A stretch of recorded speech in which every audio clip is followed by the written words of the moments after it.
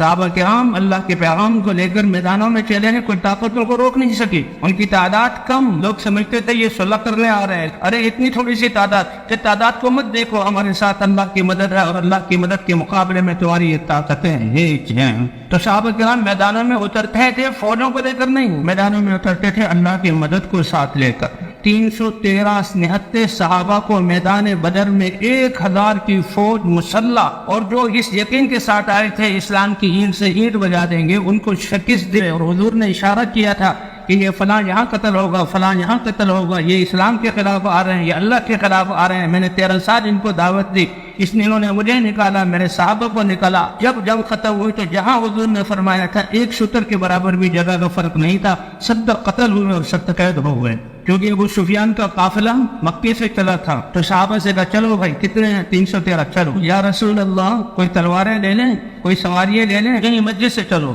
کیوں؟ اس لیے کہ اللہ کی مدد ہمارے ساتھ ہے۔ پھر اللہ نے اپنی قدرت کا اظہار کیا۔ اب یہ 313 نہتے، حضور صلی اللہ علیہ وسلم نے رات کو ایک جگہ پڑاؤ ڈال، رات گزاری اور چلے،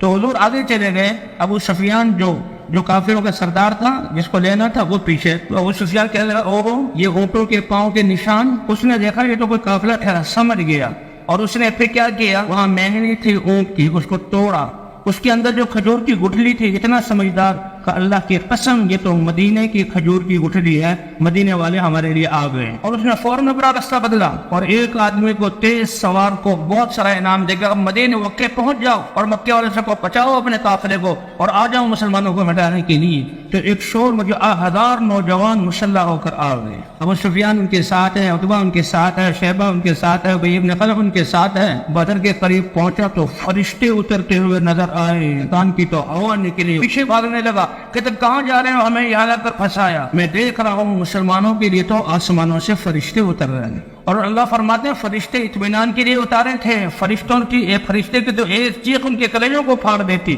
اس حال میں بھی اللہ کے رسول صلی اللہ علیہ وسلم ابو بکر صدیق رضی اللہ تعالیٰ عنہ فرماتے ہیں کہ ہم نے حضور صلی اللہ علیہ وسلم کے لیے جھونپڑی سایہ دار جگہ بنائی، اور حضور اس کے لیے نماز میں کھڑے ہوئے اور رو رہے ہیں۔ ایک صحابی کہتے ہیں میں رات کو اٹھا، صحابہ سو رہے ہیں تھکاوٹ کی وجہ سے، ایک ہستی انسانیت کے لیے کھڑے ہو کر رو رہی ہے، اور وہ اللہ کے وہ رسول ہے جو اللہ کے حبیب ہیں۔ 1000 فرشتے اترے، کہا 3000 فرشتے اتار رہا ہوں اور 5000 فرشتے اتارنے والا ہوں۔ حضور صلی اللہ علیہ وسلم پہلے ایک میدان میں کہ یہ جگہ ہوگی ہم یہاں ٹھہریں گے، حباب ابن منذر رضی اللہ تعالیٰ عنہ آئے، انہوں نے کہا یا رسول اللہ اگر یہاں پر ٹھہرنا اللہ کا امر ہے پھر تو کوئی گنجائش نہیں بولنے کی، آپ کا حتمی فیصلہ ہے، کوئی گنجائش نہیں، لیکن رائے اور مشورہ ہے تو میرے رائے یہ ہے اس جگہ کو چھوڑ کر دوسری جگہ اختیار کر لیں۔ حضور نے اپنے اس پڑاؤ کو ہٹا کر دوسری جگہ پر گئے۔ سب سے پہلی مدد بارش سے ہوئی، اللہ نے بارش برسائی، کافروں کے حصے میں یہ چکنی جگہ آئی، یہ کیچڑ بن گیا، ان کے لیے چلنا دشوار ہو گیا،